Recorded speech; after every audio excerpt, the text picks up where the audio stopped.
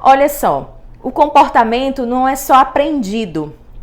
A criança, ela guarda nas suas memórias as primeiras impressões que ela teve do mundo, das relações. São essas impressões e essas emoções que vão guiar muitas vezes os pensamentos da sua criança. E aí ela vai poder agir no mundo. Adriana, está muito abstrato. Vem comigo nessa aula que eu vou te mostrar como é que isso tudo se articula.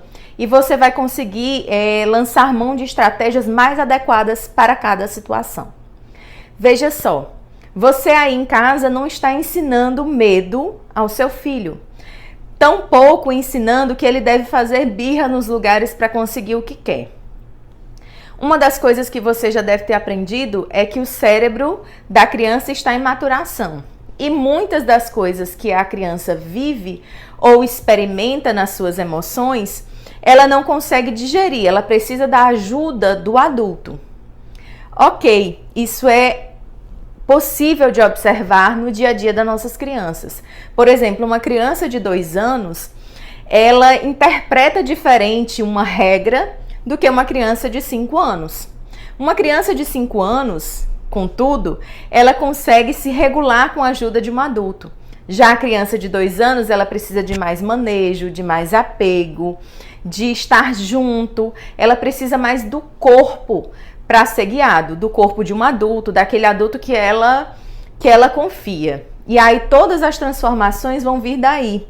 A criança muitas vezes não consegue esperar, está com sono, cansada, com fome, e aí não consegue se regular.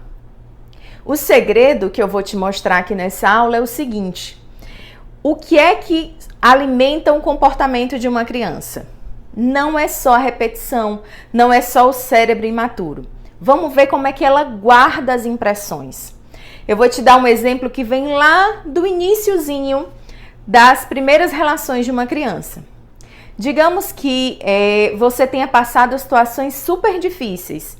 Por exemplo, uma mãe que está em condições difíceis para criar o filho, está sozinha, está num momento de estresse, ela transmite isso involuntariamente. Você não faz isso porque quer. Involuntariamente, estresse e ansiedade. Essa criança, ela sabe que aquele ambiente está inseguro. Adriana, como é que a minha criança percebe que o ambiente que ela está é inseguro? Pela fala, pelo tom de voz, pela não organização da rotina. E aí é onde está o segredo da origem do comportamento da criança. Não é só ela que regula isso. O que é que fica guardado na memória da criança? Ela tem uma imagem, ou seja, ela sente o ambiente estressante, ela solicita que um adulto esteja ali para ajudá-la e o adulto está muito ocupado, não consegue estar junto da criança. Então ela começa a se sentir segura. Ela guarda a emoção daquele momento. E aí a criança não consegue articular bons pensamentos a respeito de si mesma. Quando essa criança vai crescendo, ela pode desconfiar, por exemplo, que o adulto que cuida dela não é de confiança, que vai deixá-la a qualquer momento. Adriana, mas é muito irracional isso. Sim, parece ser irracional. Mas veja só, vou te fazer uma pergunta que vai diretamente se ligar à tua infância. Como é que você se sentia quando você era criança e os adultos não estavam perto de você? Ou melhor, vou te fazer uma pergunta mais instigante. Como é que você se sentia quando era criança e era punido injustamente? Parou para pensar? Se assustou um pouquinho? Ou não conseguiu entrar em contato com isso que te aconteceu? Existem várias hipóteses para você não conseguir se conectar com isso. Uma delas é que o nosso cérebro esquece, entre aspas, ou guarda e arquiva isso num lugar para nos defender da dor. Uma outra hipótese é que você era tão imaturo naquela época que não conseguiu guardar isso de uma maneira organizada. Adriana, quer dizer que meus pais também fizeram coisas ruins comigo porque queriam? Algumas vezes não.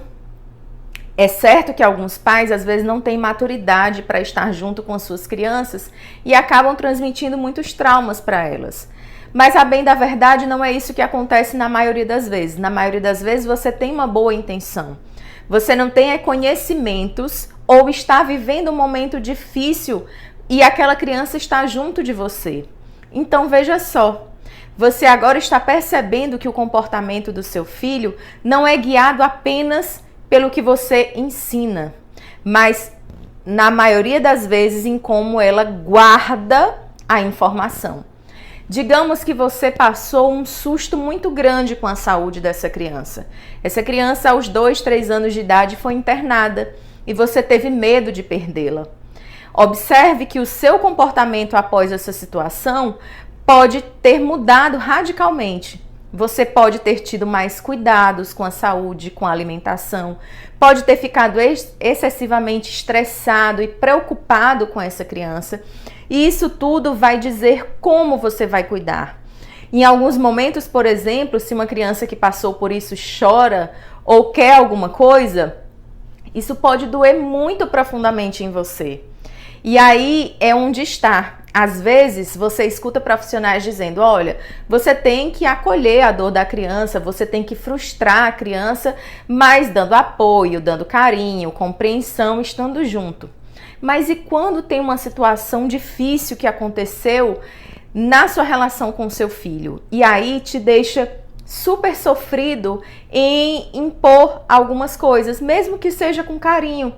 Eu já encontrei pais que não conseguem, por exemplo, organizar uma rotina porque tem dó da criança. E aí eu vou te dizer que às vezes não é dó da criança, é um sentimento de culpa. Poxa, eu já passo o dia todo fora de casa. Eu trabalho muito para manter a minha família. E aí, quando eu chego em casa, o meu filho quer diversas coisas e eu não consigo dizer não para ele.